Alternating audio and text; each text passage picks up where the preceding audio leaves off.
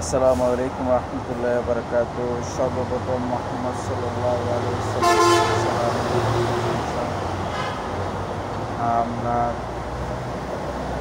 সর্বপ্রথম মোহাম্মদ সাল্লাল্লাহু আলাইহি ওয়াসাল্লামের জীবনী আমিনা তাকে উৎপাদন করিয়েছেন।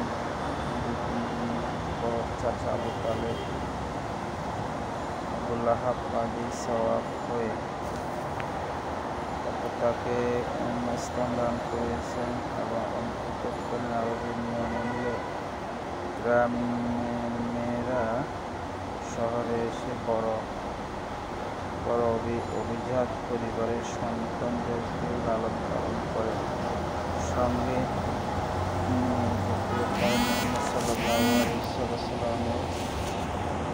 এর কাজে জন্ম কয়েকদিন পরে হালিমা সাদিয়া তাকে নিলেন। হালিমা বর্ণনা করেন, আমি একটা অসহায় ছিলাম যে আমার প্রস্তুত ছিল না, খাদ্যে খুবই দুর্বল ছিল। আমার নিজের সন্তান অবস্থা নবল হয়ে পড়েছিল এবং এক করুণ পরিস্থিতি